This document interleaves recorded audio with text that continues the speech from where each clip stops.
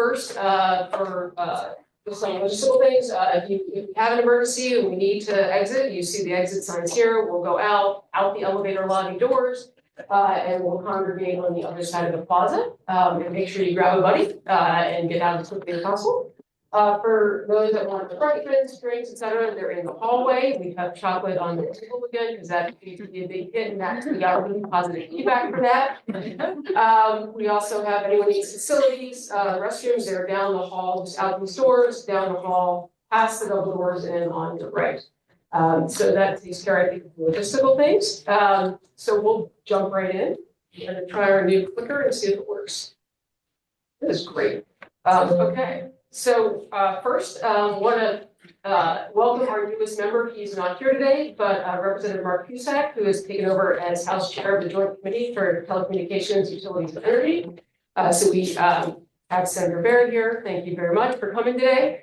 And Representative Roy was representing the House as kind of emeritus. Members of the advisory committee, and with the with Representative Cusack coming in now as House Chair, he's going to be participating, and today we have David Hart as his representative here.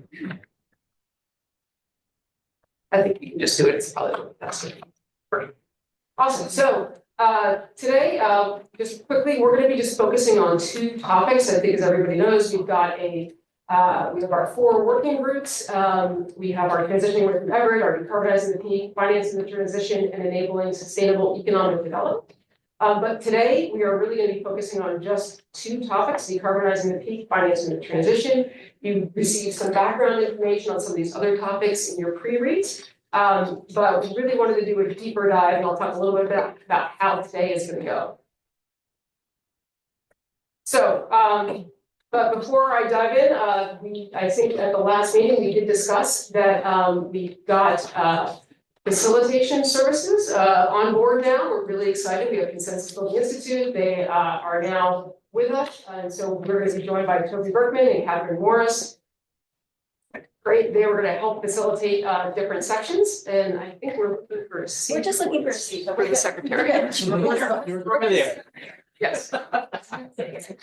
Great. So they're gonna help facilitate the session, and so Toby will be joining up here in a minute to go over some of the ground rules and participation. Next. So in terms of agenda, we'll go over that quickly. Ground rules, how we're going to deal with the table discussions, a little update on outreach and engagement. Then we're going to be joined by Secretary Pepper. She's going to provide us an overview of the recently released Haley Driscoll Energy Affordability Agenda and give you a preview of what comes.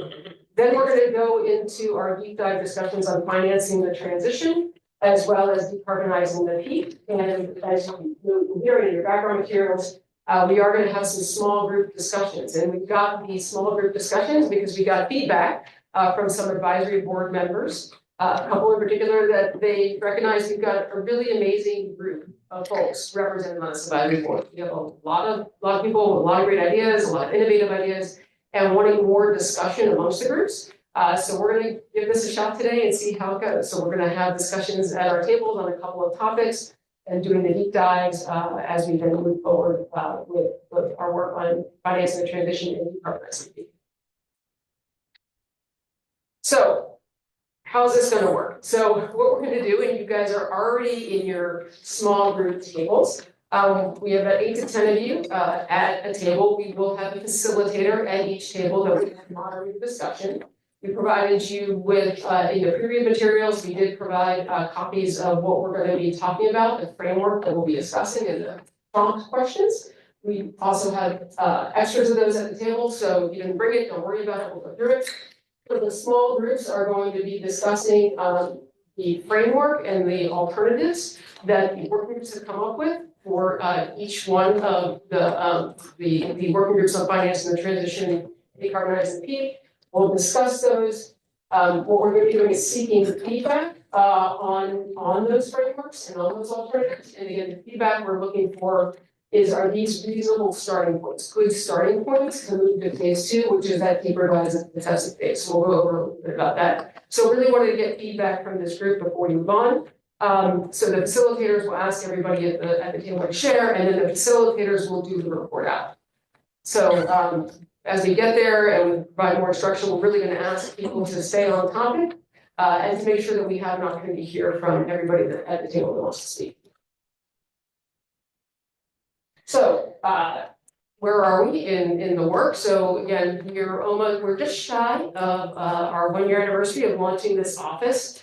And I want to say a big thank you to everybody in this room and also a thank you to your teams who have been working really, really hard in the working groups. I think so far we've probably had more than a dozen, maybe 15 working group meetings, and then some working groups have had small group sessions.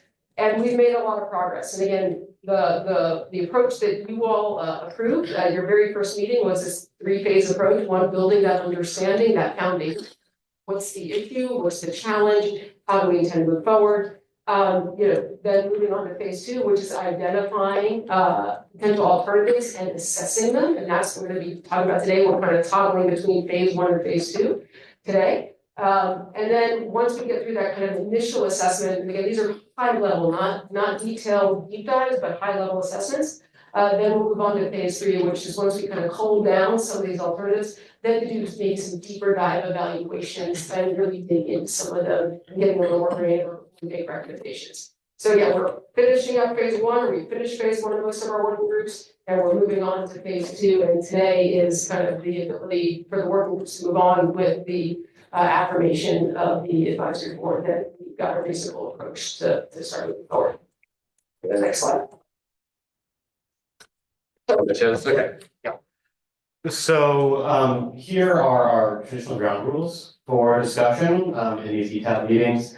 You also have copies of these at your table. We just want to emphasize, right, this meeting is going to be a little bit different. And so observing some of these ground rules is going to be especially important. This is a little bit of an experiment in how much feedback can we effectively integrate on highly complex technical issues in a limited amount of time with dozens and dozens of people, right, in the same space. So for that to work, right, we really need folks to stay on topic, keep your comments concise and on point. Of course, be respectful, assume positive intent, all those good dialogue guidelines that you've been so good at observing to date. Just to say, we're going to try to make this work. We have a structure that we think will work, but it needs you to also be on point and be concise. So we'll return and explain exactly how it's going to work when the time comes. But for now, I just want to give those overarching guidelines. And back to Melissa. Great, thanks. And so just quickly wanted to provide just a couple of quick updates on 2 things. At the last advisory board meeting, we talked about that one of the things we're going to try to do as this office was get out in communities and hear from communities, give an update on what we're doing, what's happening in the Commonwealth in terms of our climate, clean energy goals, what we're doing around energy transformation, educate a bit on some of the issues that we're talking through in the groups and get feedback. So we had our first meeting in Lowell earlier this week, and we had about 25-30 people show up. It was a good meeting. It was actually a very engaged group of community members that had a really good understanding of what we were doing, where we're going, and had some really good ideas, which we're going to take back into some of the working groups. And also, and the big takeaway that I want to share with this is there was a lot of excitement that Massachusetts is continuing to move forward, particularly during this time. Maybe some states taking a step back, and we're seeing some changes at the federal level. That there was an excitement that we're charting our path forward. We're finding ways to work together, and that we're finding ways to continue to make progress. So I just wanted to share that feedback that there was a lot of excitement in Lowell for this. And then secondly, at the last advisory board meeting, you all did authorize a 4th working group enabling sustainable economic development. Thank you for that. We've had our launch webinar. So the way, again, we've been doing all these work groups is we've been launching with an information-only webinar, and then asking folks after that if they're interested in signing up to participate in the work group, and then we'll launch the work group. I want to really give a shout out to our partners at Executive Office of Economic Development, and also Mass CEC. They were really highly engaged in helping to develop this, to shape this, to put together the presentation, helping us present on it, and they're going to be great partners as we move forward. So thank you for that partnership. And we want to join, or if you want to join, you can go to the OET website and you can click on that link and you can join. So with that, I'm going to turn it over to the Secretary of Energy and Environmental Affairs for the Commonwealth of Massachusetts, Secretary Rebecca Tepper, and she's going to provide an overview of the recently launched energy affordability agenda and maybe we'll give you more time.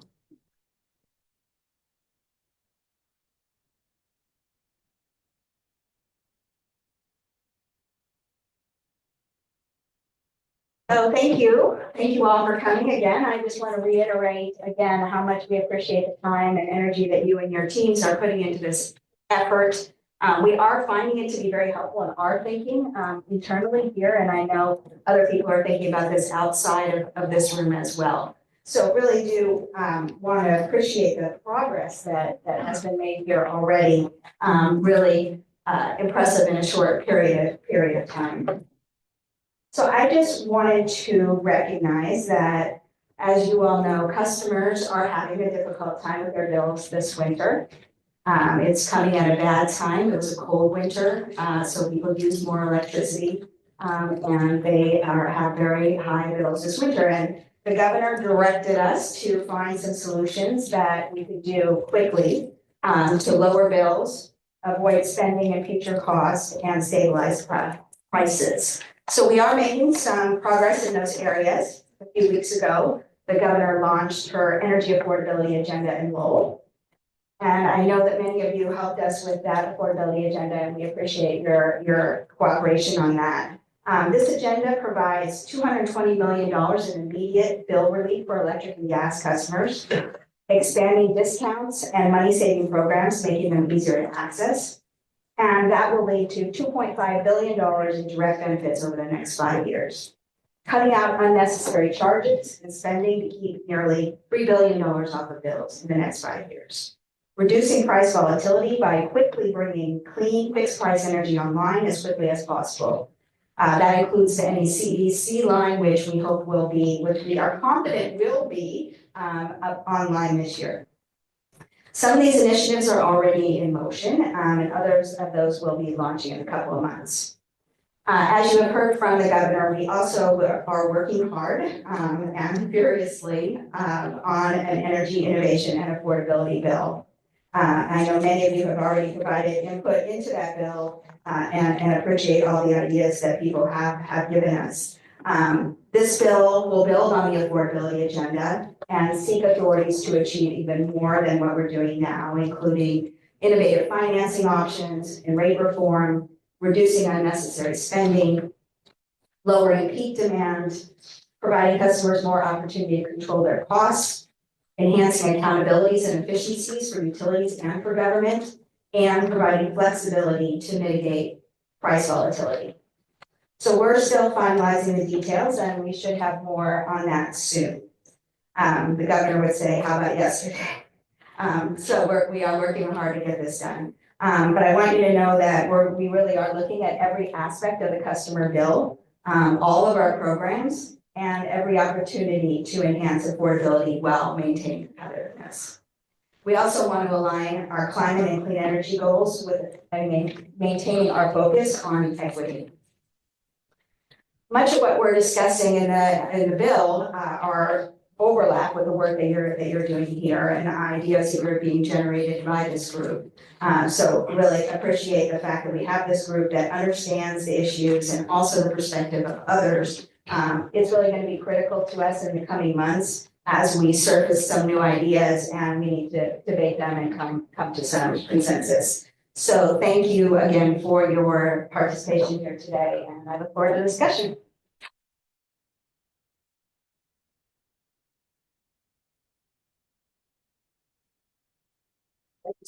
Appreciate it. So now we're gonna dive into the meat of our discussions today. So you want to go to the next slide. You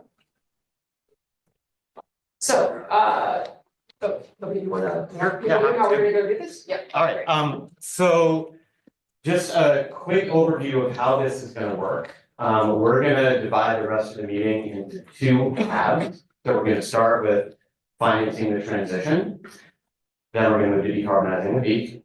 Within financing the transition, we're gonna do a couple things. First, we're gonna hear from some of the consultants who have been working with the FOG on this topic, and they're gonna share basically a whirlwind tour of what has come out of phase one with respect to some specific alternatives that have been developed that could turn into potential recommendations, right? So alternative financing approaches, and then also a framework that the FOG has been working on and developed for evaluating those alternatives. So essentially a set of criteria to put those alternatives through to then evaluate them and decide in phase three which ones they're actually going to recommend. So we're going to hear from our colleagues and consultants for about 15 minutes, then have some Q&A, and then from there we're going to break into small groups. And we're going to give you all a chance to reflect and think about additions or things you might want to amend related to what you heard. And specifically, we're going to be asking for additions or amendments to the list of alternatives and the criteria, right? We're not interested in actually evaluating or deciding which of these alternatives we like. It's really, can we come up together and agree on a framework for what we're going to evaluate and how?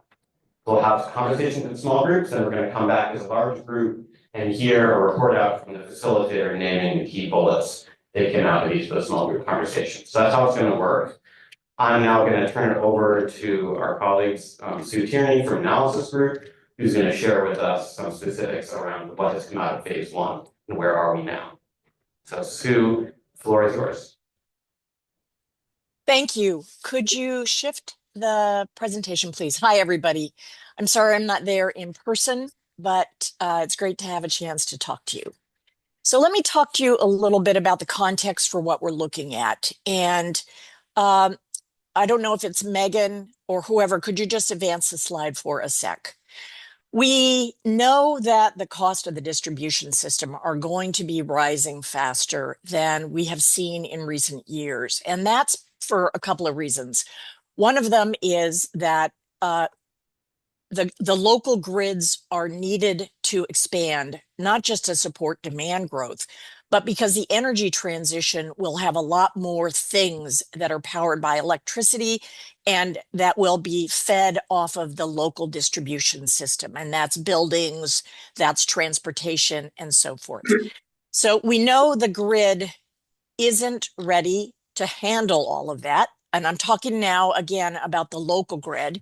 And even if we do things to make buildings and vehicles more efficient when they are hooking up to more demand, and even if we handle the peak better, we still think that new investment is going to be needed to make things more capable, bigger, more resilient, more two-way flows, much more complicated system in the future.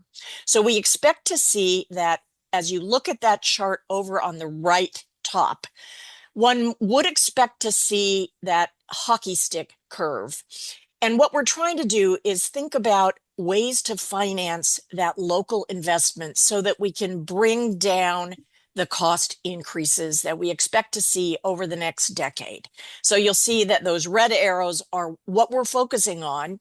And as you see at the bottom set of bullets there, our goal is thinking about financing and cost recovery mechanisms that do any of the following things.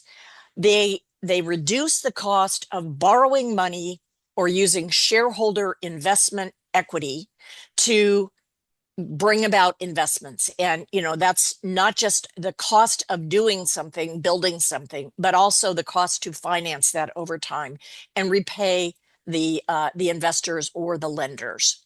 Additionally, we are looking for ways to smooth in rate adjustments that might otherwise be lumpier in the beginning. So we're trying to smooth them out. And in some cases, that might mean extend them into the future for a longer period of time, in part by making sure that people who benefit in the future will be paying for their fair share. And then finally, we will be looking for things where, or we are looking for things where individual users, large users of electricity, might pay for direct costs to beef up the system locally so that the rest of the consumers and ratepayers are not picking up the tab for those enhancements to the local grid, but the beneficiaries of that are paying more directly. So we have looked at a number of different approaches. Right now you see them in the circle, and those are all aimed at reducing that hockey stick. I'll come back to the things that are in the circle in just a minute, but they're all about money, of course. Next, please. As we're switching pages here, let me just remind all of you that we are focused on the tools to finance. We are not focused on what gets financed, which new distribution circuits need to be upgraded, or how much in each year needs to be financed. We are looking at the tools of financing themselves that could be used for a variety of different things. And we are just looking at the local grid. We are not looking at things that are behind customers' meters, like on their rooftops and so forth. We are not looking at small scale distributed power sources that are hooked onto the local grid. We are looking at the grid itself. We are not looking at transmission. We are not looking at power plants. So it's the local distribution system. And the reminder here is that is something that is within the boundaries of oversight of the Department of Public Utilities and the state. And so we're focused there first. We might eventually get to the other things and look at financing tools for them. But right now we're focused on the distribution system. So what we've done over the last couple of working group sessions is, starting on the left, we have come up with a list of things. Those are illustrated by the dots. And those things are different tools for financing. Secondly, in B, what we have done is try to think about a way to evaluate and compare those financing tools. And that might eventually lead us to drop some things off the list. And those are the light blue dots there. So we would then continue forward with a smaller set of options for financing and tools for financing that really get scrutinized. And then we will look at other considerations besides the tough nut things about cost, the timing of cost, who pays, and so forth. So what we're doing through this process, next slide please, is trying to winnow down from a large pool of potential financing tools to ones that meet criteria that we're using to screen them and compare them. And that's part of the assessment framework that I'll just be showing in a minute. Next slide, please. The process we have used in this working group has two components. One of them is we developed a set of approximately 8 different tools for financing things. I'll come back to these in just a moment. And we have described those tools in their mechanics, where they're used elsewhere. Are these things that are financed by utility action? Who owns the investment, and so forth? So we've come up with a set of tools for financing. And then we tested those out with people to make sure that they understood what we were talking about. And eventually what we want to do is move those forward with an assessment framework. But before we do that, we asked people in the working group whether they had other ideas to add to the list. And they came up with 3 other approaches: public ownership of pieces of the grid or the grid itself, the local grid, a greenhouse gas fee, and a carbon tax. So I'm going to talk to you in a minute about the financing mechanisms that we presented to the working group, but just note that in the parking lot, there are these other alternative approaches that have been suggested by members of the working group. And then what we did was develop a framework for comparing these. We didn't compare things, but what we did was try to see if a framework could be used for you all to make comparisons in the future. And it has 3 different elements. Who pays? So how does the investment financing occur? And how are costs recovered from the beneficiaries of that investment approach.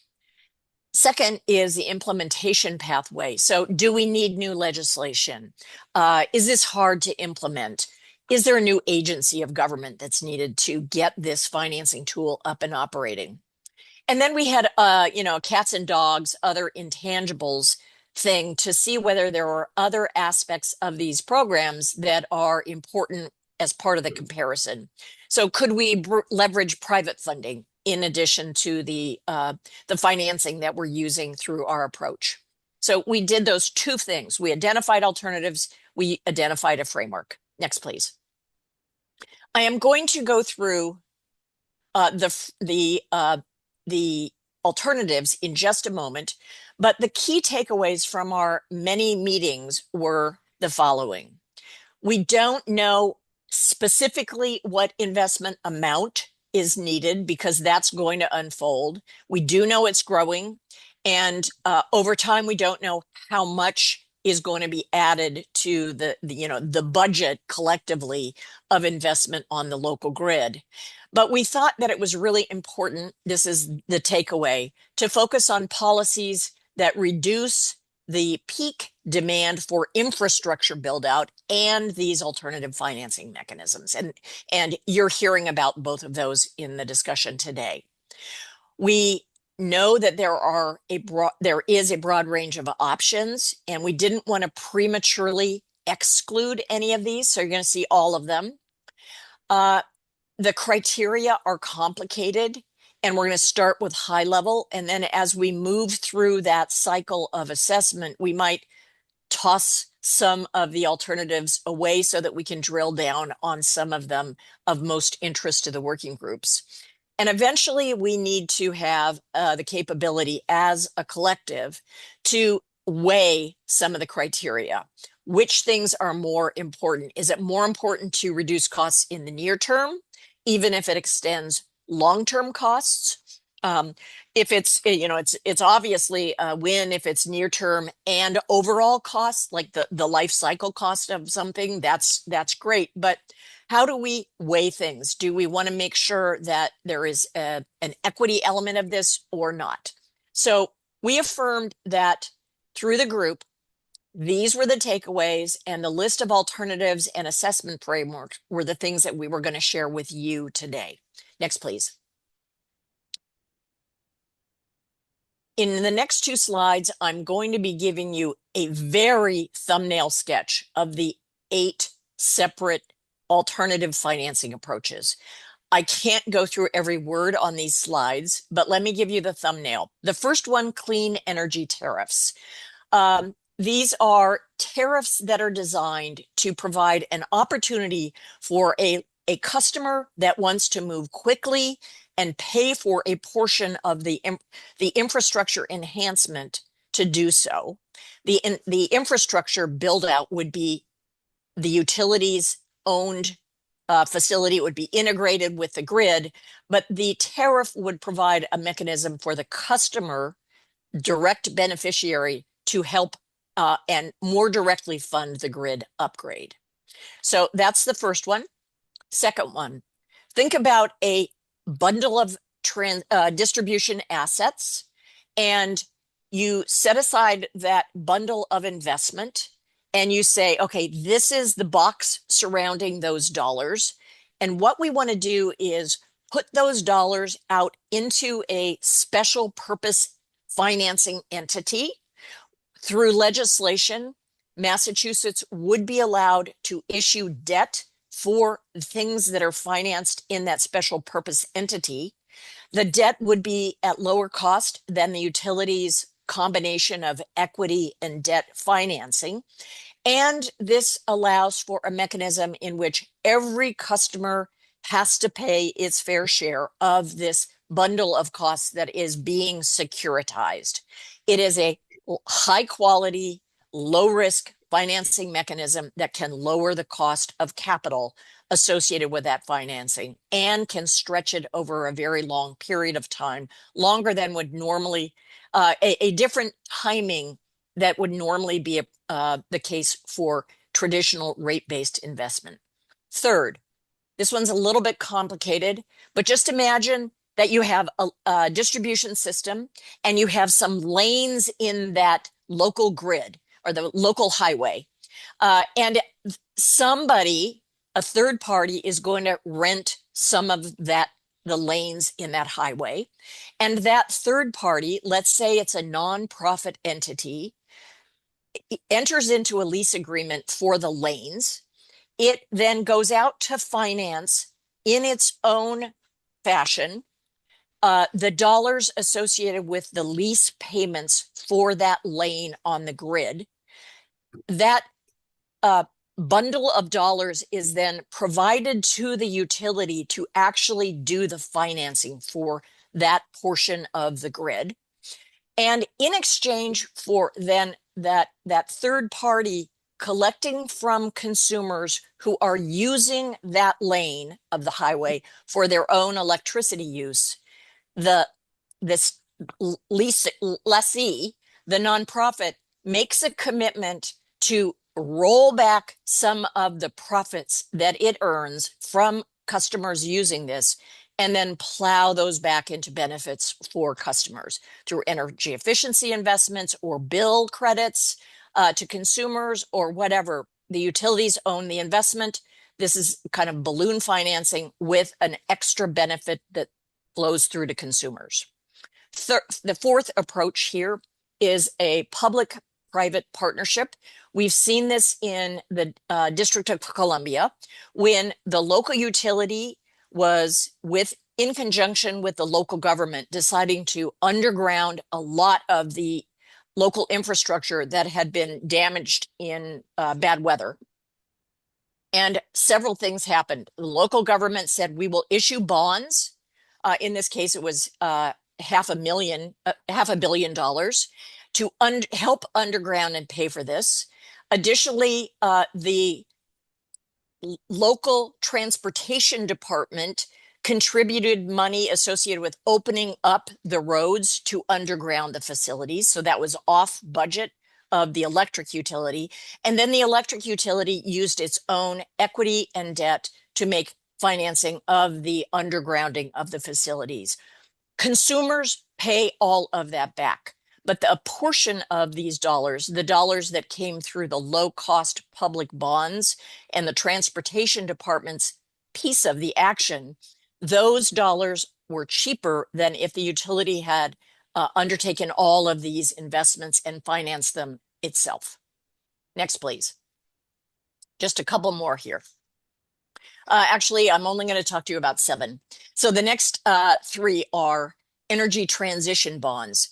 So there are examples in other parts of the infrastructure world where some entity, and I'll use the example of the District of Columbia Water Agency, where they issue bonds. So the publicly owned authority issues bonds for performance, and then they enter into contracts for someone to build the project. In this case, we would assume it would be the utility, and the utility's customers pay back the bonds that were issued by the public entity. So again, this is public finance, and it is not equity financing of the utility for some piece of the local grid.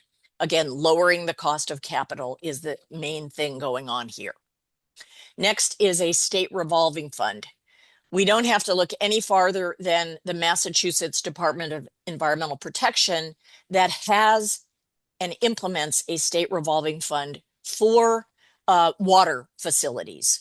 In this framework, what has happened over time is the federal government, Congress, has put money through the Environmental Protection Agency and seed funded state revolving funds. So Massachusetts DEP receives those dollars, and then those dollars go through a process in which the DEP receives proposals from different water agencies to borrow money from the fund.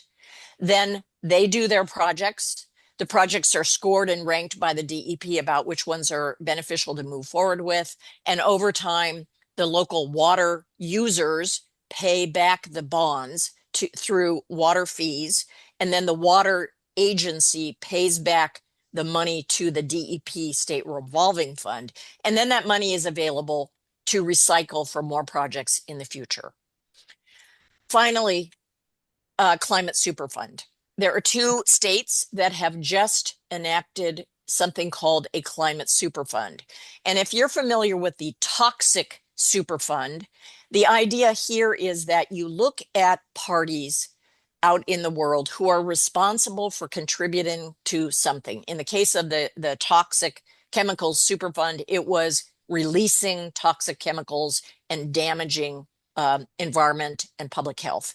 And in this case, it would be people releasing greenhouse gas emissions into the environment. And the new authority that has been established in New York and Vermont, which has not yet been implemented, is then to identify who is responsible historically in a certain period of time for emitting greenhouse gases. The state divides up who are the responsible entities and assigns them some portion of a large multi-billion-dollar amount of money that needs to be collected from these responsible parties. And over time, there is a repayment schedule from these responsible parties to provide money into the Superfund. In these 2 states, the money is going to be used for both climate emissions reduction projects, but also for things that reduce the impacts of things related to the changing climate, flood control and a variety of other things. So those are the projects. The 8th project, what I'm not really describing here, is the clean energy transition projects, which is already happening in Massachusetts. So we didn't talk about that as a new alternative here today, but that we did in the working group. Next, please. Almost done here. So last 2 things I want to talk to you about are that we developed a framework tool that could be used to look at all of those approaches. And it has, if over on the left-hand side, it has these 3 buckets of factors that we would use to compare things. One of them is, again, who pays, and is it the beneficiaries? Is it short-term, long-term, and so forth? But it's the recovery of costs and who pays them. Then the second thing is a number of attributes associated with how you implement this. Is it new law? Is it new regulatory agency? Is it hard to start up? Is it going to take a while to get up and operating? So those are implementation arrangements. And then the last thing is, other things. Does a particular financing tool work best with certain types of distribution investments, but not others? How do you make sure that customers who are going off grid are going to be paying their share of the grid's cost if they're going to be using it in the future in a different way, by, say, injecting power into the grid from solar panels on their projects, on their buildings, excuse me. Are there implications for the utility if it's credit rating and so forth? So there's a number of other things that are kind of intangibles. And what we did in the working group, next slide and last slide from me, is we applied this to see if it could work and to see if we could work with the working group members to understand the way in which this framework could be applied in the future. And what we did is we took the securitization example. Remember, that's a pot of money, and then you finance it through a standalone debt instrument, and then everybody on the grid repays that. It's a very low cost, low risk, high secure financing approach. So what we did is we took, as an example, we took $1 billion of financing. It could be $500 million, it could be whatever it is, because this is just illustrating the point, to see whether or not it reduces the cost of capital. Does it flatten the cost recovery over time by making the payment structured, a bit? And in this case, securitization tends to reduce costs in the near term. And you see this over in the color coding on the right. It reduces costs in the near term and might increase them in the long term compared to rate-based investment. Does it mitigate rate-based investment? Yes, because these dollars are securitized at a very low-risk loan. I'm not going to go through all of these, but let me finish with a couple of additional exemplars. Does this allow for the total dollars spent over time on a present value basis to be cheaper than they otherwise would with traditional financing? So we tried to think about the timing of money, who pays the money, the shape of costs over time. We looked at taxpayer impacts. We looked at things. We want to look at things related to, is this have to only work for big amounts of investment, or could it be for smaller amounts? Again, would it take a long time to set this up? Does the legislature need to act? How mature is this approach? Have we seen examples of how this has been used either for the electric system or for other infrastructure in the past? And what do we learn from those lessons? And then finally, what are impacts on the utility? Are there equity considerations and so forth? So this is our proposed framework.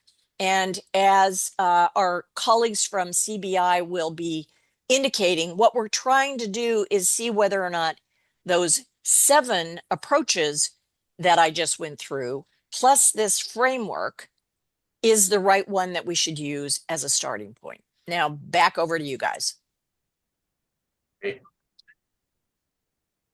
All right, thanks, Sue. Really fantastic job walking us through incredibly complex issues in an efficient way. We do have a couple of minutes to do some Q&A. So we want to invite any clarifying questions that folks might have, something that you really want more explanation around in order to have a good discussion, be able to contribute in your small group around what you might want to add or amend related to either the alternatives or framework.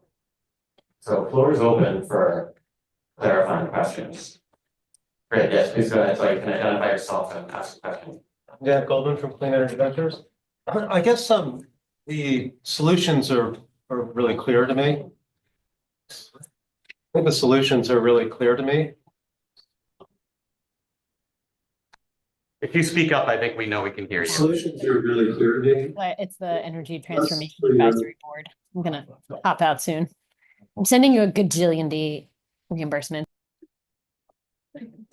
The solutions are really clear to me, but what is less clear is the scope of the projects and the solutions and what is applicable in each case. Maybe depends a little bit on the scope and nature of the projects. Do we have a list of, are we talking about substation upgrades or new distribution lines or storage? Not storage, I guess, because it's not kind of generation, but what are the types of solutions that we need fund? Yeah, no, it's a great question. So again, we're looking at so the short answer to the question is yes. So it's really the distribution infrastructure, right? So it could be poles, wires, it could be substations. It could be battery storage if they're approved to own battery storage for a purpose. So think of it sort of as the distribution, right, owned infrastructure that the companies would need to invest in to enable the climate and clean energy. So I know it's not a satisfying answer, but we're really kind of looking at the way I like to sort of think about this is we have an approach that we have today. Right, we have an investment approach today that we take through the regulatory process, right, for capital investments on the distribution system, and we have a approach for recovery today. And what this is are there alternatives to both the financing and potential recovery, the way we do recovery today versus that? Because we know what the status quo is, so it's sort of compared to the status quo. Right, is the way to think about this. Are there other ways of doing this that achieve the goals that Sue laid out? Right, lower overall costs, lower near-term costs, stabilization, of rates, over time, those kinds of things. Thanks. All right, see a couple other hands around the room. Caroline, you wanna chime in? Sure.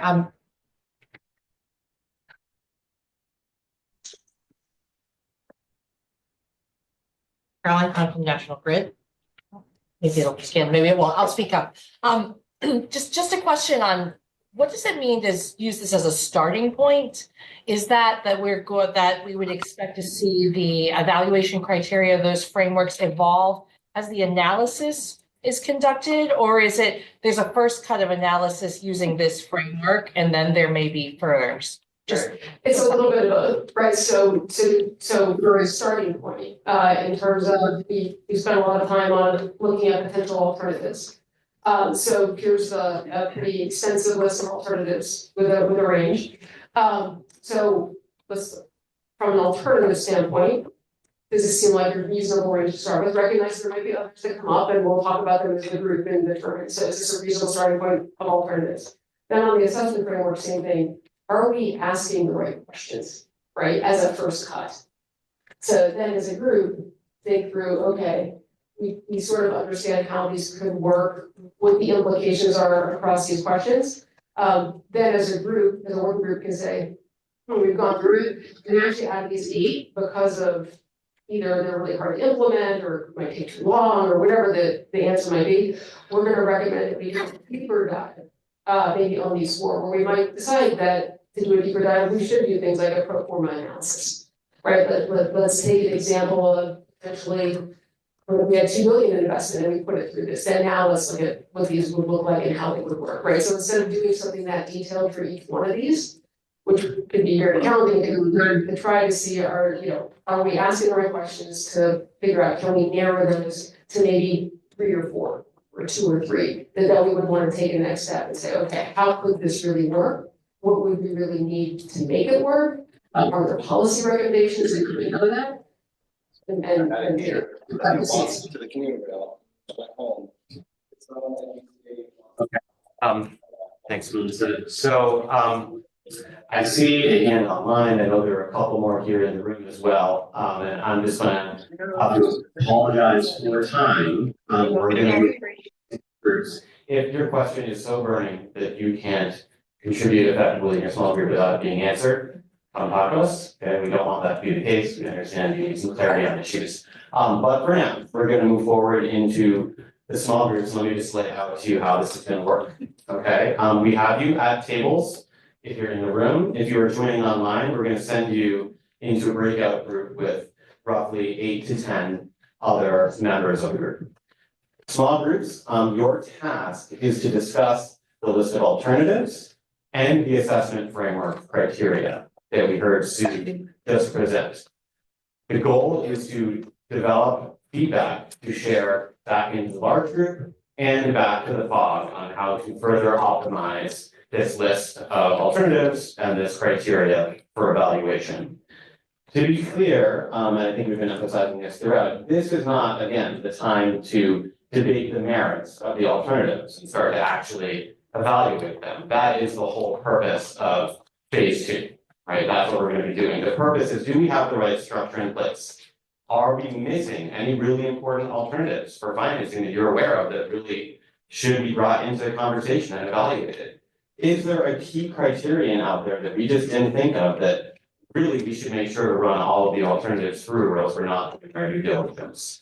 So that's what we want you to be talking about. It's adding to or amending those 2 elements. The facilitator in this session is going to start with just a go around and give everyone a chance to share. Do you have additions or amendments to those 2 issues? Then if there's time at the end of the 20 minutes, you can have some further conversation. The facilitator is going to report back to the full advisory board the ideas that came up in your conversation. They will also be taking notes. So to the extent that their report out is very brief, which it will be, given how many small groups there are are also going to be more detailed notes that will be shared with the FOG, summarized and clarified for them. So they'll have the benefit of your full input. And then just to be clear, after the end of this conversation, we're going to take a vote of the advisory board just to confirm that we are affirming this overall framework and approach for the FOG to move forward with. So with that, I'm gonna suggest that we begin our breakout conversations. Megan, you can start the timer and let's do this for 18 minutes. Okay?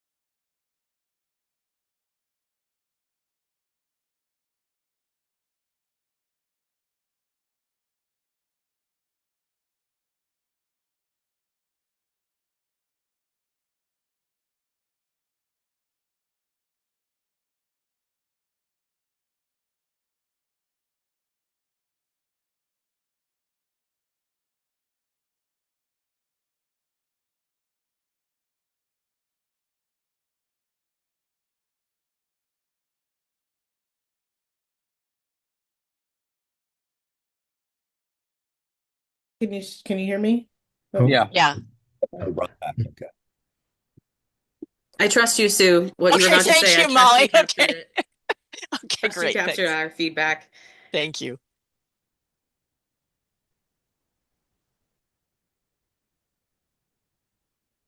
I think we've all been brought back to the whole. Okay, I'm not gonna do the kindergarten, if you can hear me, once. But let's bring it back up here. So we have 20 minutes now, to hear back from the small groups. My colleague Catherine, is gonna be sharing her screen and taking some live notes. And we are going to hear from the groups, try to capture these bullets. We're not gonna debate them, but we're gonna capture them all and show them to all of you on screen. And then at the end of this, we're gonna take that vote to affirm that this approach overall is approved for the thought moving forward. So, actually, I need to get my notes, so I have a list of facilitators. All right, so Catherine, I'm just gonna start off with a report from my group. Yes, Megan, we have a issue? Can I share my screen? Oh, yeah. Oh, yeah, of course. All right, so Catherine's screen is up there, okay? And we did not, in our group, have any additional alternatives to consider, but we did have some suggestions related to the assessment framework. So under investment cost recovery, okay, we had a suggested criterion regarding to the addition to or amendment to the criteria around tying cost recovery to project beneficiaries. And the suggestion was that criteria, or there should be an additional criteria that considers a potential chilling effect on the incentive for DER projects, right? So that by putting costs on project beneficiaries, you're not disincentivizing DER projects, okay? So solar, et cetera, okay? There's also a suggestion with regard to LMI to also consider the impacts on access, right? Not just the financial impacts, but access to the grid, the benefits, the energy upgrades with regard to LMI communities. Then we also had some additions under the intangibles. So under considering the impact on the utility, we had some suggested additions or amendments. One was consider the overall impact on utilities operational risk, because if they're things are being taken off of the rate base, right, the utility is often asked to bear the operational risk without the income or benefits related to that. Also to consider the cumulative impact of whatever recommendations come out of this on utilities, specifically the capital structure, creditworthiness. And then third, consider the impact on the incentives for utility investments, plannings, and operations, right? So there needs to be consideration of a potential, what is the feedback loop around utilities liability, their incentives to do the kind of upgrades that we want. And then finally, under intangibles, also considering the impact on the state's bond cap and cost of capital, right? If we're going to be issuing a lot more municipal bonds, for example. Say the last Or one. state level bonds. Considering the impact on the state's bond cap and cost of capital. Okay, that was my group. I'm now going to go to you, Catherine, to share, and we have a mic here. I'm able to take notes at the same time. Yeah. So what new or additional? So we did not actually characterize them in these particular categories. Our one alternative option, let me go back.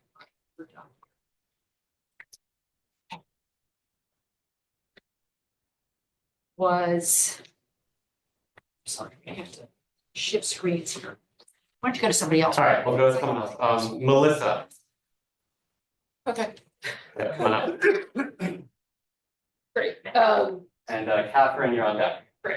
So for alternatives, the group, I think, basically raised that they think it's important for Bob to look at alternatives. Could you step toward the microphone? Sorry. For alternatives, the group thought it was important to look at alternatives that do value carbon, and look at the alternative ownership structure. So we had some of those already listed as potentials. So to move forward with looking at those in addition to the ones and thinking through them as a follow. And then also it would be important, there was a recommendation that as we think through the alternatives to maybe bucket them a bit in terms of what they actually can do once you either before or after, we can think about it either ways. Right, is it really a mechanism to reduce cost of capital? Is it a mechanism that will help raise funds? Is it a mechanism that will result in a near-term or a long-term customer, bill, positive customer bill impact? And also, does it lend itself to different ownership structures? So to sort of bucket and think through the alternatives in those ways to make sure we understand, right, the various implications. And then for the criteria, there was a lot of feedback on them. I think overall, good starting point. And just a couple of things that I want to call out. Again, for the various alternatives, is there a way to capture carbon reduction impacts? Do some of these lend themselves better to also achieving greenhouse gas goals? Can we further define the three major buckets of the criteria? So there was a comment at our table that Sue did a really nice job of actually the definitions of those buckets of the criteria to make sure that we're being really clear about what those are and what you're trying to achieve through those. To really understand whether an alternative is very bespoke, that it's only really applicable to some investment versus is there broader applicability and and also broader applicability beyond distribution infrastructure, which I think we have in there, but we should make that clear.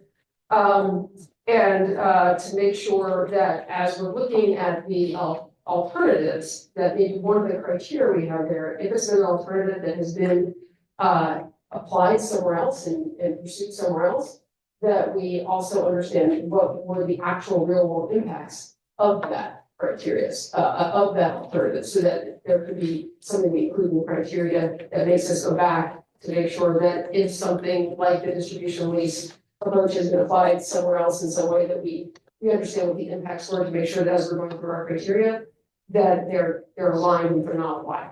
I think those were pretty much the high levels. I guess anything important for my.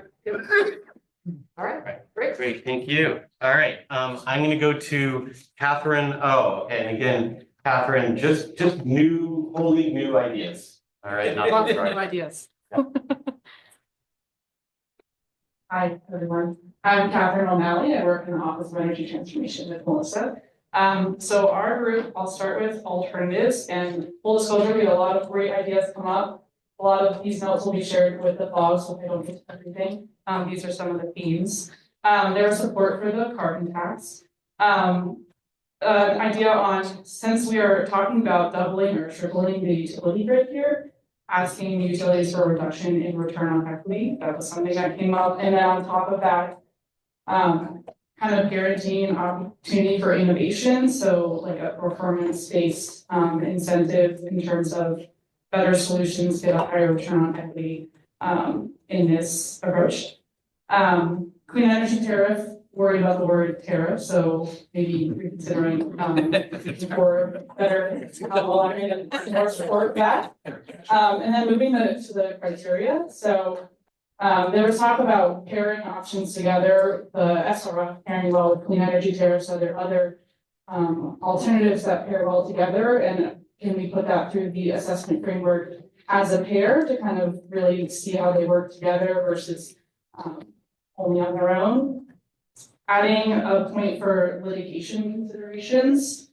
Another one was how quickly some of these approaches would allow utilities to upgrade infrastructure, especially since if they are paid over such a long period of time. So that was one consideration to also add. This might be covered in the reducing cost of capital as a nuance, considering magnitude of savings versus the displacement of ratepayer dollars. And then we had one more comment on kind of the complexity of some of these solutions and making sure that what you choose is the outcome you get when it's put through the whole legislative process. And if we're kind of considering how it get convoluted along the way. So that's the themes more. Great, all right, thank you, Catherine. All right, Catherine Morris, are you okay to share and type, or you want me to go to someone else? Okay, all right, Annika. We didn't do one. There's no one at this. Oh, no one at this table, okay. Abby, I was like, wow. okay. Hi, everyone. I'm Abby Hustleby. I'm a staff attorney at the Harvard Law School Environmental and Energy Law Program. So some of what we said has been covered, but I will go over what's new. So on the alternative side, one new idea I haven't heard yet is to have a general fund within the legislature created for this purpose. And then we had a lot of discussion on the criteria. One addition to the list of criteria would be to look at the timetable for implementing the different options, noting that if a legislative process is required, it would take longer. There was asked for clarification on how the criteria will be weighed, and whether some criteria will kind of rise as being more important in this assessment, and particularly how it affects ratepayers. There was some talk about trying to craft a criteria to look at an overall assessment of the costs and savings and thinking about what is being spent sort of at a whole systems level versus what is the budget for any one given project, and sort of what's the timing of spending that you can create a sustainable budget. And I think that there were a lot of great ideas. I captured them in my notes, but I think mostly the big picture ideas have been covered by others. Okay, great. John? Nothing additional. Nothing additional? Okay, Liz? I was part of this group. Okay. Is there another group that hasn't reported back yet? Yes, Okay. online. We have some online, so I'll go to online and then I'll go back to Pat. Someone's coming. All right, you go online, go to Sue. Okay, we'll go to Sue, go ahead, Sue. Okay. The first observation is, wow, there's just too much to digest. So that's just the overview. On the set of alternative financing thing, the one big takeaway was that basic set was okay to work with, but we should try to just think harder about whether there is any other option or any other rock we can pick up where the electricity customer doesn't end up paying for the whole thing. So I just want to say some kind of tax provision, general fund issues, or some other funding, local, state, federal, or whether there's some kind of grants or things where it's not electricity consumers. So then on the framework, there were two themes that came through. One on the investment and cost implications. And so it's that first bucket. The point was, are there some indirect costs or benefits that arise as a result of this? Many of the criteria in this set of factors or variables focus on direct monetary impacts on somebody, whether it's the consumer or the investment community or whatever it is. And then direct impacts early versus late. But are there indirect costs or benefits that are either economic ones that are, spillover positive benefits from saving money on using some financing tool, or are there unintended economic costs that become a drag on the economy if one of these approaches versus another financing approach is used? So those indirect monetary things, monetary and other economic, I should say, even if they're not monetized. Then in intangibles, there was a lot of interest in making sure that whatever framework we come up with allows us to do the following. If you have a fixed budget that you can spend, that Massachusetts can spend on distribution investment, on customers' bills, then which of these options gives you the biggest bang for buck? So if you've got $1 billion you can spend, you cannot go up to $5 billion, and we didn't even attempt to go in terms of some budget constraint, but whatever the budget constraint is, across the different tools that are available, for financing things, which one gets you farthest with those fixed dollars that you're going to be spending on this. And that's it. And I have some other notes, of course, but that's it for this. Thanks. Mike, go All ahead. right, I'm Mike Walsh. I'm supporting OET on the Everett Marine Terminal Focus Area Working Group. I wanted to have today off, but they dragged me back to help with this. So we talked today. We had a really good conversation in our group about I think some strategies, particularly around if it enables or drives economic growth. Is there a way to basically take a slice of that economic growth that's there and use that to finance some of the infrastructure needs pretty broadly? So a couple terms that came up was to use tax assessment approaches, district improvement financing.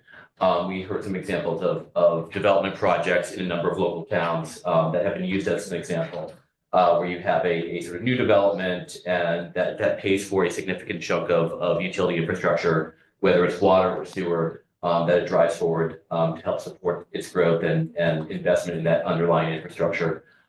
Infrastructure investment program, basically taking broad-based revenue and shave a piece off of that, such as sales tax. We heard the Massachusetts School Building Authority being used as an example, where we started with 1 penny on the sales tax.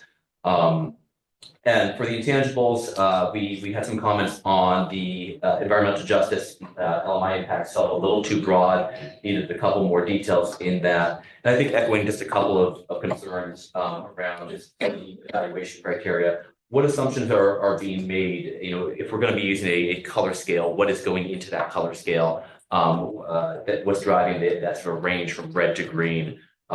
We just need more insight, particularly when we're talking about a very diverse set of infrastructure. And ultimately, one last point here, the financing mechanisms really need to be considered in the context of the infrastructure. And I think that just falls on some of the discussion around bucketing a little bit earlier. It's conversation. Great. Thank you, Mike. I'm gonna go to Josh online, and Josh, just new things we haven't heard. Yeah, it sounds good. I was also hoping for the day off, Mike, but apparently we can't get away.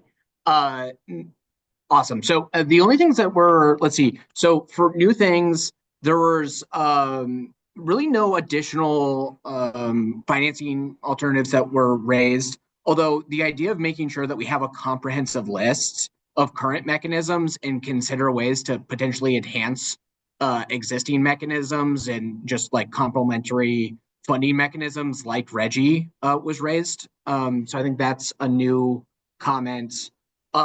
We spent most of the time talking about the evaluation framework. A couple of really helpful comments, thinking about how specifically the quantitative analysis is going to be weighed, whether it's kind of 1-to-1 and how it's going to be how we're going to assess, say, things like reducing ratepayer impact with reducing overall costs, and also thinking through kind of the appropriateness of having cost recovery aligned with or not aligned with the useful life of a measure or when benefits are accrued for a measure. We also, in terms of the kind of qualitative analysis portion, specifically under kind of the legal framework, there are some questions and an encouragement for the team to think about not just whether or not there are practical legal barriers, but what the kind of how steep those legal or political barriers to being able to reach adoption could be. Also, how long it would take to actually achieve that measure and the cost of benefits of, maybe a measure would be incredibly impactful, but also maybe it's several years to actually get it passed, or there might be subsequent lawsuits. So just thinking through the potential downside there, as well as the complexity of legislative changes. Often when you put legislation out there and it's adopted, frequently there needs to be changes later to effectively implement it. So just that, thinking through that life cycle in the cost benefits. And then there's maybe two other things that might not be directly tied into the analysis of a financing mechanism. It might be more of a programmatic thing or a secondary analysis.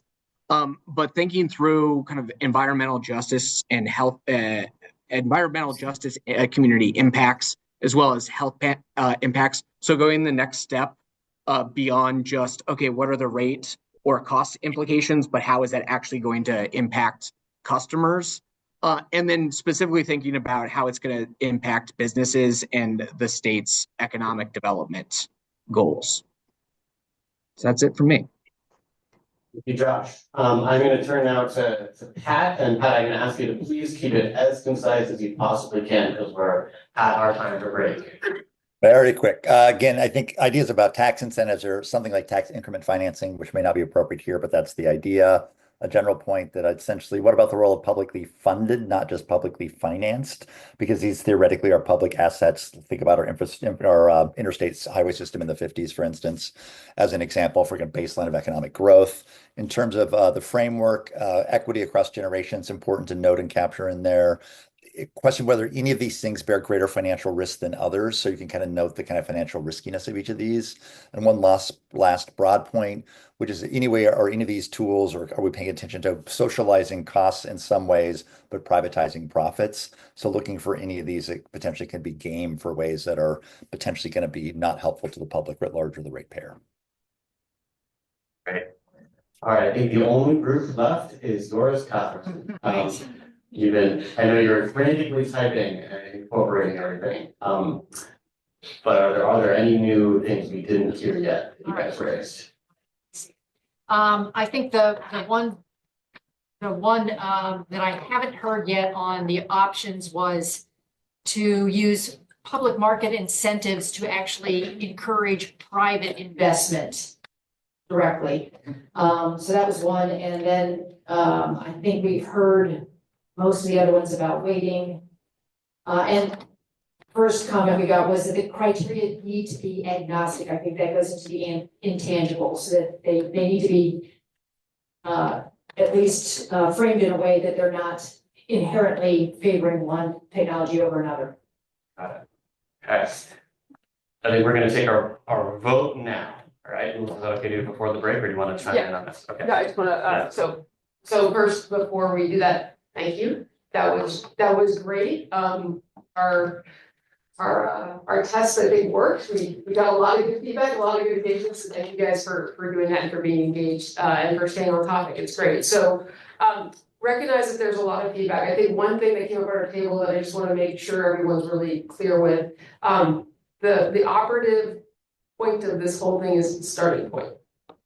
Right. So we got a lot of great feedback that will be incorporated. And that as we move through this, both the assessment criteria and as we get through, right, the alternative, it's an iterative process. So this isn't stagnant. Criteria are going to evolve based on the feedback we got here. And I know there was questions on weighting. That's part of what the work group is actually going to work through. Is for each one of those, once we get that framework, that good list of criteria, then the work group's going to have to decide, okay, how do we apply it? And how do we make sure we're applying it apples to apples? And that's what we really want the work group to do. And then remember, before we make any recommendations, the work group will come back with the assessment and then make a proposal of how to then go to phase 3, which is that more detailed evaluation, right? Really getting more granular, doing maybe form analysis, et cetera, really thinking it through. So we're kind of at the beginning of the next 2 stages. This is the end, this is the beginning. So as we think about this, again, think of this, the operative word is starting point, recognizing it's going to be iterative, and you all have team members that are going to help make sure that we continue to make this as robust and as apples to apples as possible. And I'm going to turn back to Toby. All right. There was a quick question over there on the color scale, which I addressed, which is just the color scale is what we'll be doing, rating the alternatives against these different criteria. So something that's very well would be green, right? And exactly how that looks, I think, is going to be sorted out in the group, right? That's what they're going to be talking about in phase 2, is what we learn about each of the alternatives with respect to all these criteria, and then how well does it perform. Okay. Because I asked a question before we vote. People who may get the notes for this, they see the words, what does it mean, the color scale? It follows EJ. We're in a very politically charged time right now. Is there some way to like reference the color scale, blah, blah, blah? Otherwise, those who are not part of this conversation. Oh, is that, yeah, you know what I'm saying? Yeah, yes, we will clarify, I think what you're saying is, we'll clarify in the minutes that that was just sort of an example illustrative, it's not, does not depict the reflective use of this group. I think that's what you want to actually say. Yes. that's Totally important. understand, because that was again, trying to just sort of put it through, start the conversation, and it's for the working group to then go through that as the example and say, does this make sense? And then change it, so we'll make sure that it is not reflective, and it's not decision making, it's just a roster. Yeah, thank you. That's an important point. So we do want to take a vote, and then send you all to break. So you can see what we're voting on the screen here. I'm just going to read it out loud. The advisory board affirms that the proposed list as amended. So as Melissa just said, we're going to take this feedback and amend the list and the criteria according to what we heard today. Right, so the list as amended of alternatives and assessment framework as amended is an appropriate starting point for the FOD to proceed with its deliberations, phase 2. So we're gonna do this vote in our typical format. I'm gonna ask for the ayes in the room to raise their hand, then the nays, and then the abstentions, and then we'll do the nays and abstentions online. So all in favor of this proposal, right? Please raise your hand, say aye. Aye. Okay, all opposed? Opposed? In the room, okay, all abstaining? Abstentions? Okay, in the room, so far, we see what that is, let's go online. I want to ask those of you online, if you are a nay, so only if you're a nay, we're not gonna ask for the ayes, if you are a nay, please raise your hands now. Okay. Okay, I did not see any hands. If you are a abstainer, please raise your hands online. Okay, I see one abstention. Okay, thank you. All right, so the motion, we call it, the motion passes, okay? We are going to, thank you, we are gonna now go to break. I think we should give folks 10 minutes, okay? We'll give you 10 minutes, so come back at before 5 of. Okay, it's 44 now, sorry, 54, I hope you.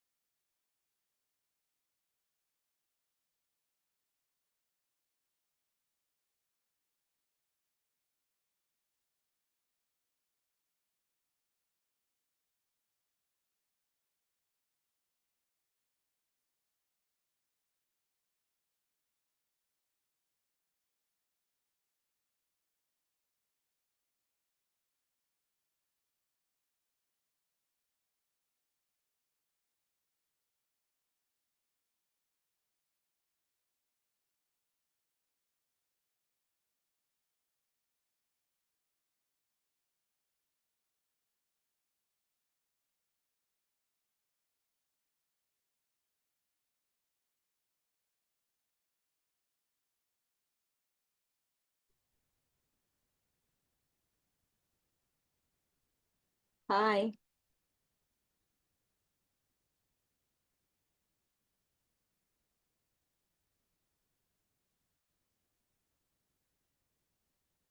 Hi.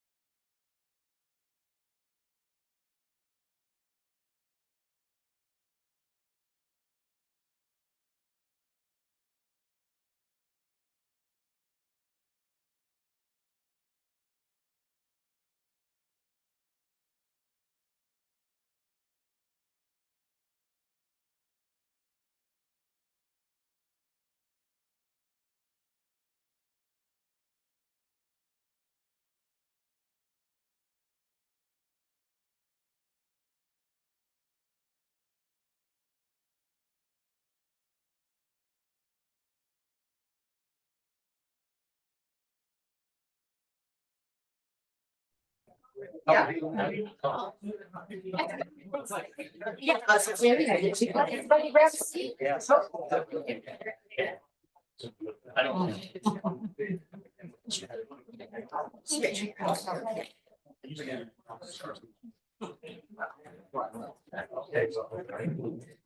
All right, we're ready to jump into the next set of topics on the decarbonizing the peak. I'm not gonna read all the instructions. This is a redux of what you just did. You did a great job. So, same ground rules, same process, with one exception.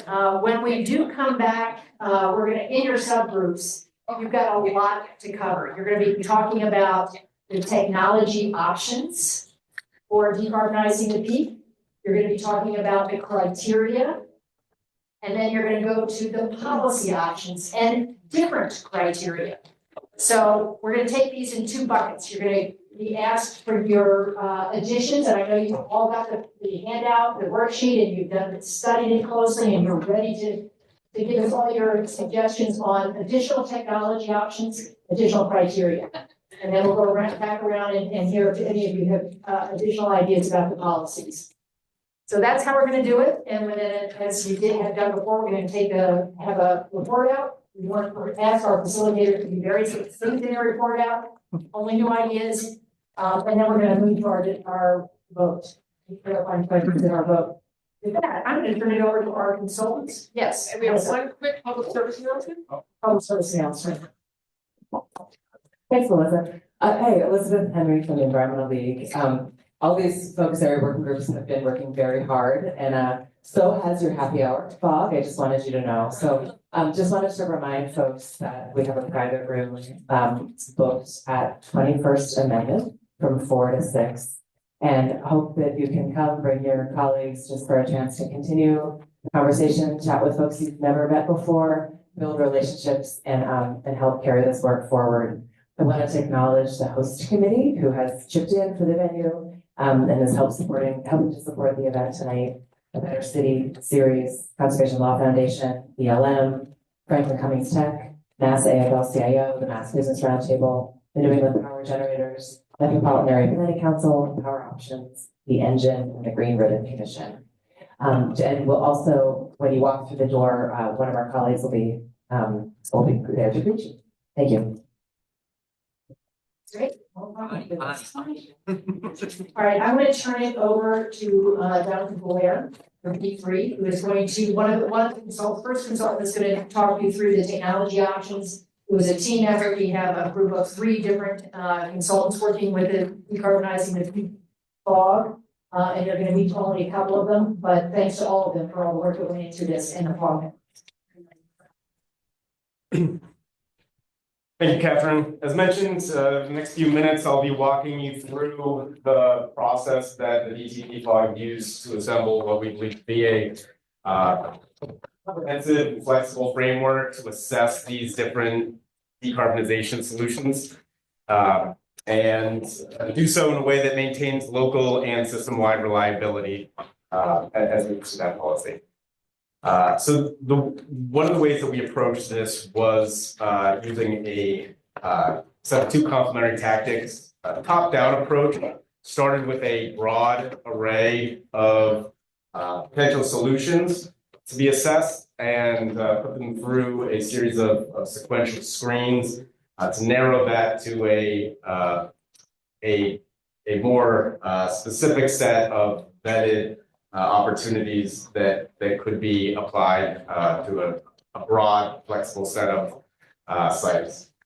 The other approach we used was a top-down approach, a bottom-up approach, which took the insights from our participating facilities, partners at Tufts, JERA, Progentrix, and All3 Partners, the insights that they brought to our focus area work group about their specific site constraints and interests, and took a look at what opportunities or challenges might be present on those specific sites. And this 2-part approach really allows us to perform a comprehensive evaluation of solutions that can be applied while again maintaining the system reliability and local reliability that these facilities provide. So as we look at the list of alternatives that were identified in the focus area work group, we initially categorized them in two different ways. I'll be addressing the item on the left-hand side, which is the technology options, and that will be a subject of our small group discussions. And my colleague Abby will join us in a moment and talk about the policy options, which will also be discussed. We've already reviewed this in the previous session, but the same philosophy applies, whereby we're starting with a broad group of options and applying them systematically through a series of screens to arrive at a portfolio of options that could be applied in a way that that's been vetted and thoroughly examined. So there's three main takeaways that I think are important to understand from the work that the focus area work group has done for decarbonizing the peak. The first is that we wanted to have a really broad set of inputs, and so we looked at both demand side and supply side solutions. And this is so that we can ultimately winnow down to a portfolio of options that can be applied from everything to a large industrial site to a more constrained, dense urban campus and everything in between. We didn't want to end up using a framework that would drive us toward a solution that didn't have the ability to scale or be applied across the Commonwealth. Second takeaway is that this framework employs both quantitative and qualitative metrics. So for instance, carbon emissions is something that can is fairly straightforward to quantify, measure, and compare. Certain criteria like community impact is much more nuanced and may have quantitative and qualitative elements to that. And examination of those qualitative items is likely required to really get the full context. And then the final thing that I think is important for everybody to understand, the fact that we are going to continue through our work in the FOG to define the different metrics and thresholds by which these criteria will be measured as we continue on, so that we can be precise and apply that framework at the right level to come out with the best outcomes. So our list of technologies options are identified here. You can see that we've categorized them in a number of different ways. We have supply side options like alternative fuels, generating capacity, and various forms of energy storage. Also demand side solutions, distributed energy resources, and transmission-based solutions. We also have a number of options that are at various stages of commercialization, things like thermal network conversion or carbon capture. And there's also a series of policy options that, again, Abby will walk us through in a moment. It's important to note that while these are all individualized on this slide, the right answer, the best answer for a solution may be a portfolio of these options. So we need to think about not just how they stand by themselves, but also how they can work collaboratively in a portfolio.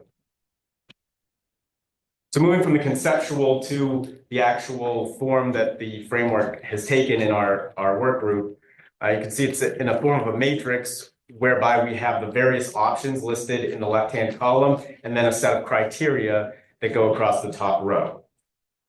For the sake of time, we won't be getting into too much detail on the criteria here, but certainly we can unpack that in the small group sessions that follow. I do want to point out that there's certain criteria that may lend to better examination of either the top-down or the bottom-up approach that I described earlier. For example, power density is an important consideration when we're talking about specific sites. So that would be more applicable perhaps to a bottom-up approach where we're looking at maybe a site that has a small square footage or one that has a lot of developable land. In contrast, we have items like supply chain or technological maturity, which really are going to apply in that top-down approach where we're going to need solutions that can scale across the Commonwealth. And those things are going to be really important to making sure that solutions will be suitable for that. The framework continues with several other categories of criteria, including substitutability for peakers and additional considerations where applicable. Again, time's not going to allow us to really get into each one of these in this forum, but certainly you can refer to your packets, which have definitions of all these criteria, or feel free to ask questions in the small groups. I would like to just take a moment to identify some of the important criteria here that drew a lot more robust conversation in our working group. So the first criteria under substitutability is capacity, or the ability to dispatch during net peak hours. That's obviously fundamental to decarbonizing the peak. And we want to make sure that as we are looking at options or solutions for substituting peaker dispatch, we're doing so in a way that maintains that system-wide and local reliability. Another one to call out is duration. So that speaks to the time for which a resource or a solution can provide power to the grid before it needs to recharge or refuel. We've aligned that with the state's definition for short, medium, long, and multi-day duration storage. And it hopes that it will help facilitate crosswalking with other studies or activities. And then, following across to the right, we can see things like local reliability, winter fuel storage, or pairing potential. And again, that's designed to, in some cases, it may not be applicable, and others it may be critically important. And so those we might see coming into play more as we assess the individual facilities or apply it to specific sites throughout the Commonwealth. And with that, I'm going to turn it over to Abby Husselby, who will walk us through the policies.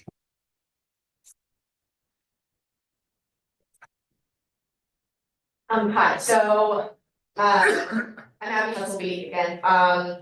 To put together our list of policies, we used a pretty similar process to what John just went through, so I won't go through the full process. And I'm also not going to go through this entire list, but just point out a few features of the list and how we pulled it together. So we tried to look at both consumer-facing policies that could help to decarbonize the peak and supply-side policies, recognizing that some of the policies on either side could have a greater or lesser effect on the peak, and that might be something to think about. That a lot of these policies will need to be further defined to really meaningfully assess them. So we'll have to think about what are key features of any of these policies, what do we mean by the policies, and that some of these policies are already on the books within the state, and the FOG will determine, to what extent we are talking about a reform of a policy on the books, a new policy that would be on the books, or just implementation of the existing policy. And then for the assessment criteria, we will start out by defining the policy. So thinking about what is it trying to achieve, what is the aim, what is the status, and what potential reforms would be needed. We'll pretty quickly, I think, want to think about the impact on peak demand or supply. So how well can this policy achieve the goal that the FOG is trying to achieve? And then some other considerations that have been raised throughout this process are a whole slew of equity considerations. So thinking about benefits to communities, effect on the fossil workforce and on air pollution and air quality, agency of the local community, a whole suite of cost impacts, so wholesale electricity prices, customer bill impacts, taxpayer impacts. And then thinking about how a policy could interact with other jurisdictions' policies. So does federal policy have any effect? Does it influence how the state's policy would operate? Has the policy been adopted by other states? And is there any potential for collaboration with other jurisdictions? Thinking about the influence and the implementation pathway for the state, so what authority or influence does the state have? Who else would need to be on board? What technical or operational or cost or administrative needs are there to think about sort of how it would be implemented? That would all lead to also the time scale for implementation. Thinking about the mechanism of the policy, so is it working as an incentive or a regulation or a law? And who is the party that's regulated or incented by it? And what is their sort of buy-in to the state on that regulation or law or policy? And I know I went through that pretty quickly, but I think we'll have more time to dive in the work groups. You just get it from there, just see. I think we could take, if there are any urgent clarifying questions before we go into our subgroup, anything you didn't understand. Okay. Oh, I'm sorry. Over here. Just a quick question. How are we accounting for the fact, at least on the generation side, that Massachusetts is just one part of a much larger whole, and electrons don't know anything about state boundaries? Could you repeat the question of the point? Yeah, the question was how on the generation side, how are we accounting for the fact that Massachusetts is just one location and electrons don't follow state lines? Part of a regional grid. Yeah. No, that's a great question, and we've talked a lot about that in the working group. So two things. One, recognizing that what we have sort of the ability to bring together here is the ecosystem in Massachusetts and focusing on, right, what are the policies that Massachusetts could pursue, right, to facilitate change at the facilities that are in our boundaries. Recognizing that there are broader impacts and that some of the options, particularly the policies that might actually require larger changes at the ISO level. So that would be identified to say, we think, right, that in order to enable decarbonization of these assets, that there also need to be changes at that level. And if we were able to come together around those, then that could have broader change. So we're really trying to focus on, right, what we can potentially influence and ourselves, and then identify the fact that, yeah, we're part of a larger power pool, but also if we do things that reduce our peak demand, again, that's kind of within our boundaries, that actually reduces overall, right, peaking system needs across the ISO, recognizing that Massachusetts is about 50% of that demand side. So we have an outsized power needs for the entire region. Anything else? One more question over here. How, I know we're right now going to evaluate the assessment framework and the alternatives and not apply the framework, but as we think about the assessment framework, how are we thinking about the timelines over which this decarbonizing of the peak happens? Meaning, are we aspiring to do this in 5 years, 10 years, 30 years? Yeah, the time frame is definitely one of the factors that we've talked about as an important consideration, and I think John brought it up, whereas we're looking at that. And I don't mean the time scale to implement the solution. I mean the time scale over which we're aspiring to decarbonize. Oh, okay, that's a big question. Decarbonize. What is the time frame of our analysis? So basically, right, our ultimate goal is to meet the state's, climate goals, right? So we have our net zero by 2050, right? And we have the sector sublimits.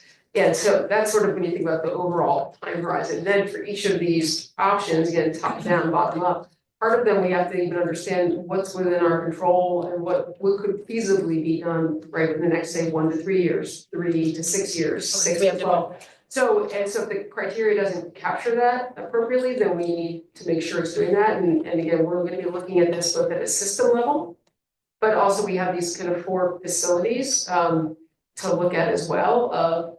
If you really were to go through and do an evaluation, what would the possibility be as you go through that? How long would that potentially take? Because I think that will help inform us, inform the larger discussion of, okay, it's going to take a facility this long to do that. What are the implications of that then for the entire system? And Senator Barrett. Thank you very much. We can confine this what I'm about to say to our group if it's better.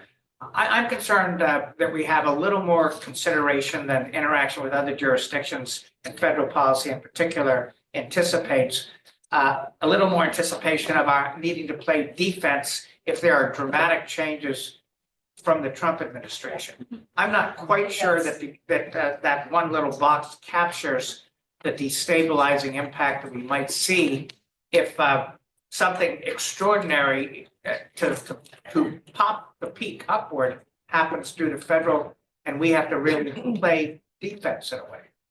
That's a good one. Maybe we could think about how we would figure that out in terms of an assessment, right, or an option that we want to assess to address that. So that's a great one. We can maybe talk about that at our table, but that's a great point. All right, let's flip to the next slide. Same process, same instructions, with the exception that we've got a lot more to cover here. So I want just to encourage folks to be as succinct in your suggestions as possible. And then I don't think I need to say anything more there. Let's start. We're gonna start our time. We got 20 minutes. So I've got a couple of handouts here, just policy options on one side and the framework on the other for policy and the options on one side. Yeah, but this is the last one. Oh my God, so we got. This is actually so.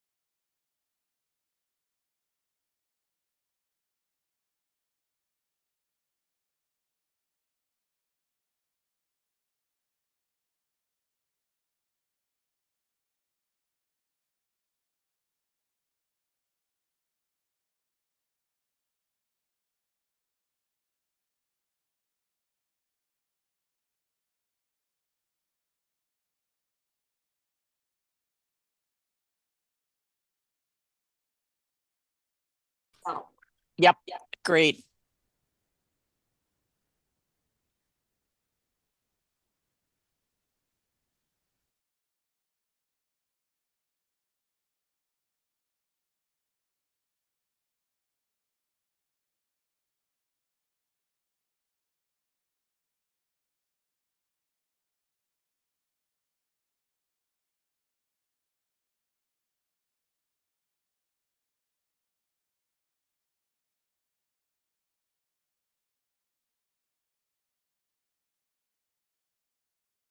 Technology, but we did have a number under additional criteria. So one was the idea that there's a uncertainty factor for these different technologies regarding how much they're going to cost, how available they'll be, what supply chain development will be needed, kind of innovation is needed to realize it. So that might be a criteria that needs to be added under community and economic impacts, land use displacement being a criterion, under cost. The idea that maybe we should do production cost modeling to identify optimal solutions for each of the 4 sites. Not that this would answer our question, but it could be a useful informative tool. And then under additional consideration, thinking about the co-benefits of an alternative, people raising our table numerous co-benefits for geothermal, for example, and the overall reliability of the alternative. Under policies, so the potential policy being standardization and or state preemption of local regulations to speed up adoption. That being a potential policy, also potentially spurring or developing a private market for long-term storage, frequency regulation, voltage regulation, any kind or any other kind of ancillary services. A co-location policy to locate loads near generation and storage. And then under some other policy criteria regarding aggregation, there being a risk, and this would be a criteria of whatever the policy is, aggregation is an example, but that would not reach 100% of the need. You get 95% of there, but you're not all there, still having to fill that 5% with security or expensive stuff. Like on the flip side, the benefits or flexibility of certain policies like aggregation to address incremental load uncertainty, so flexibility that they have, and then impact of policies on grid infrastructure growth. Is that good enough? So he had a lot, so if you had any of those, you can knock them off your list. So I'm just gonna report out my group very quickly too.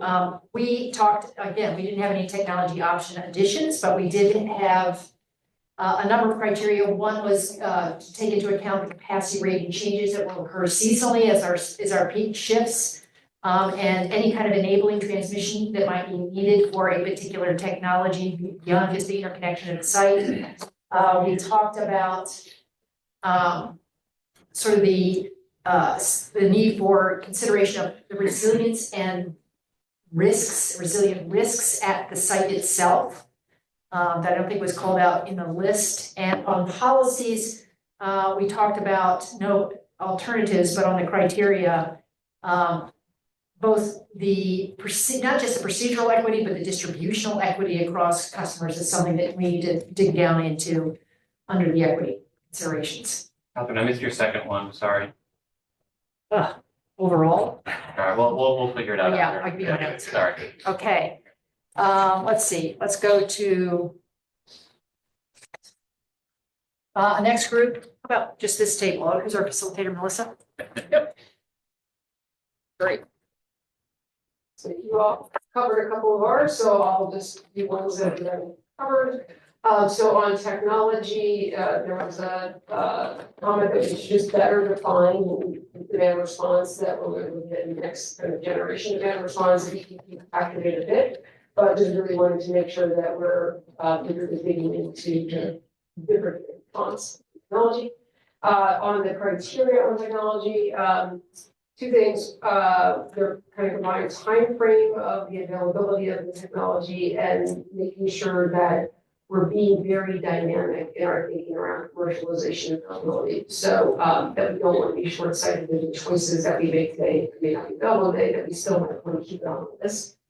And need to make sure in the criteria On technology, we have hosts, we have the last one there, in neighboring communities, and so the community impact is the last one about neighboring communities. We had a conversation about making sure we're being more explicit that it's both neighboring and host community, that we capture host community impacts. And this was raised to the policy, but we want to add it to the technology. The federal impacts, potential changes in federal policy funding could have an impact on the technologies, particularly the cost of technology or technology availability. So that's on the technology one. On policy, we didn't add any. The only thing we had was to make sure that in the criteria, again, on that federal interaction, there was a recommendation to change it to interaction with, comma, vulnerability to changes in federal policy, just to be explicit. And I think that you're good. All right, can I call in Catherine O'Malley and then Abby? Just on deck. Hi, so we didn't have any additional technologies, but for criteria under costs, we have some great ideas. So levelized cost of energy, behind the meter costs, total installed costs, and avoided costs to consider. Moving to policies, we have quite a few good ideas on additional policies to consider, including gas demand response, rate design, so share of wallet, automatic permitting for residential storage, and also California and Maryland who have that now. Under transmission reforms, incentivizing advanced transmission technologies, just allowing for more clean energy procurement on the supply side policies. Municipal aggregation flexibility, and supplier billing rather than utility billing. An example being Texas. And then policy criteria. Another one is impact on emissions to be considered, cost effectiveness, spillover benefits, and responsiveness or flexibility, maybe under implementation pathway, and transparency to customers. And then lastly, in the costs bucket, avoided costs as well. All right. Abby. Not necessarily getting these in the right bucket. That's all right. But getting them.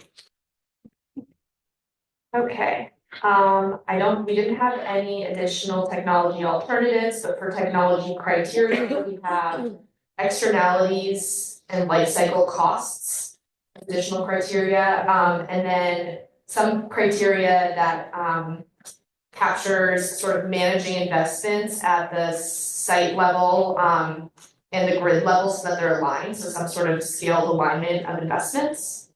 On policy alternatives, we have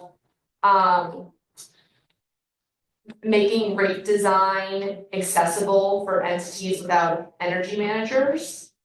And on policy criteria, we have political support or opposition for policies.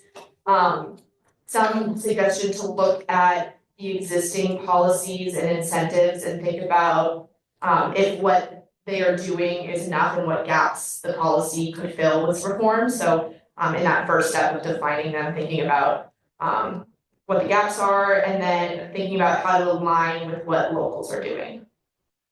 Yeah, it's big ones. John and then Liz. No, that's part of Alex here. Oh, you have the same thing, right? Yeah, okay. So let's go to online. I can start.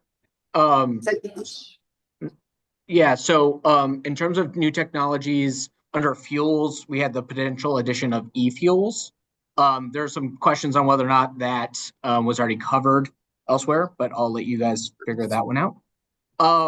There was in terms of neighboring community sentiment, there was a suggestion under the criteria there. there was a suggestion that we clarify that to be both host and neighboring communities, and potentially having some sort of quantification of the scale of pushback on different technologies. In terms of also there was a suggestion to add particulate matter under air quality to the extent that that wasn't already going to be covered. And then looking at customer going to the policy considerations on the customer policy piece, there was just a flag that those are mostly residential focused policies. And so a need to maybe think a little bit more about commercial customer options like special tariffs. And then 2 flags on the criteria for policies, just maybe a step back in considering the impact of adding a lot of different policies, the complexity of that, the uncertainty that can come with adding in new complicated policies, just thinking about being efficient with the policies that we put in place to minimize extra costs. And then under equity, just making sure we're thinking through the equitable allocation of costs. Great, thanks, Josh. How about Sue? Can you guys hear me? Yes, we can. Okay, great. On technology, one is that there did not seem to be enough emphasis on carbon capture and storage. So it's on the list, but making sure that that isn't just a throwaway. Number 2, I'm going to say under energy generation, ramping capability.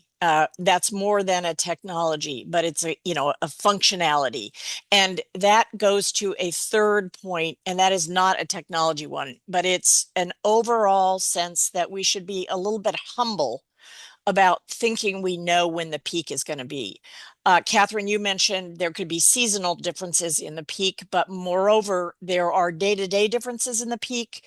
There are the changing hours of the peak. And in fact, there can be 2 peaks in days, such that if you shave off one, you've got another one right behind it at a different time of day. So this dynamic nature of the problem set needs to be a little bit more outlined in there or understood. In policy, I guess thinking about the fact that there are interactions of these policies, if some of them are trying to be great in terms of benefiting local host communities and ameliorating EJ considerations, if you also attach that with time of use pricing, which may be more challenging for EJ communities and households and so forth, there could be these trade-off effects.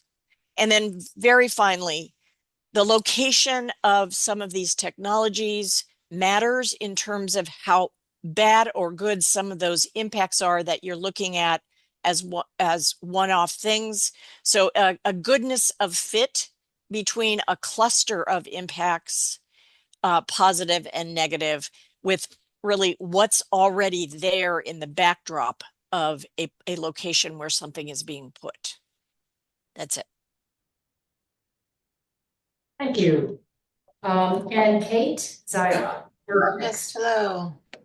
We had one request for clarification on the technology alternatives list, question about the steam conversion item and more explanation of what is included in that category.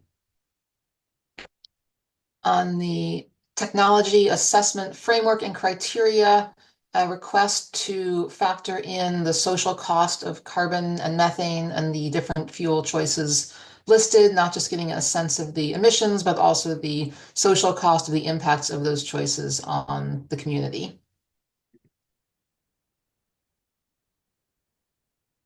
On the policy list, we had a suggestion to flesh out a little bit, I'd say, the carbon price option, both in terms of how we're describing it as a not so much focused on the carbon price, but on the broader framework of a pricing and investment strategy. So if we're talking about cap and invest, to call it cap and invest, not just a carbon price, but for all of the items in that pricing category to talk more holistically about the raising of funds and what those funds might be used for to have benefits for the system, not just the price element of those policies.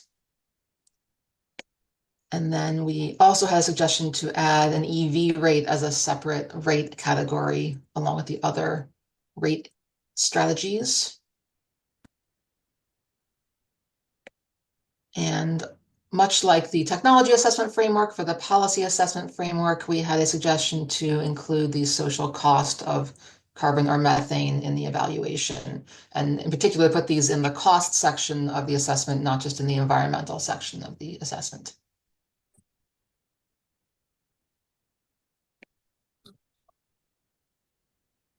And that's it. All right, great. Did I miss any group, particularly online? I may not have. Anybody else? All right.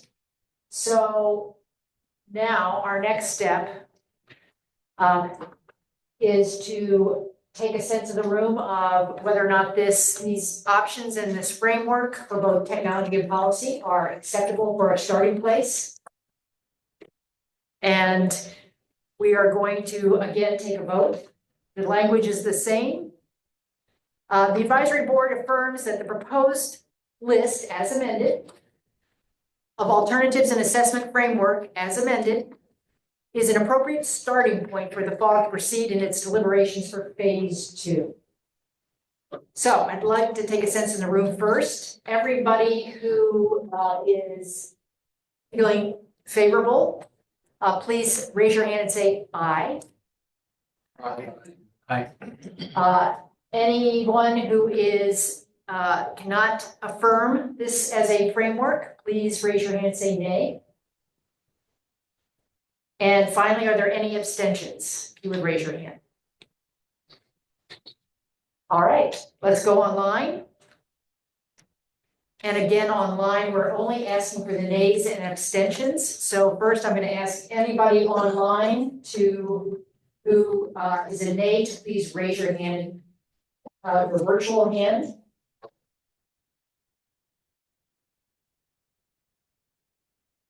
Seeing none. And anyone who wants to abstain from the vote, please raise your hand.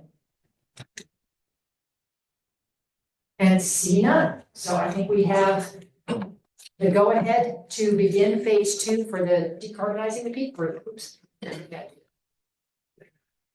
Awesome. All right. Go next. You guys made it. Fantastic. Well, thank you guys so much for the engagement, interaction, the conversation. Super helpful.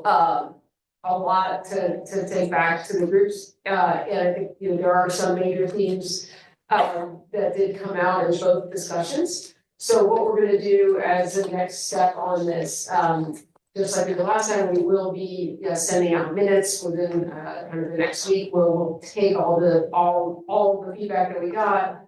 We'll digest it, we'll summarize it, and we'll talk in the minutes about how we're going to move forward with incorporating it, and then we will send out again revised frameworks and any other changes, anything that sort of needs to be amended, we'll send that back out so that the advisory board knows what the working groups are going to start with, and then the working groups will kick off the phase 2 work.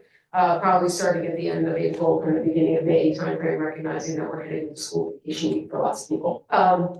So at the next advisory board meeting, which will be in September for folks, we're not going to try to jam one in over the summer, so you all get a break.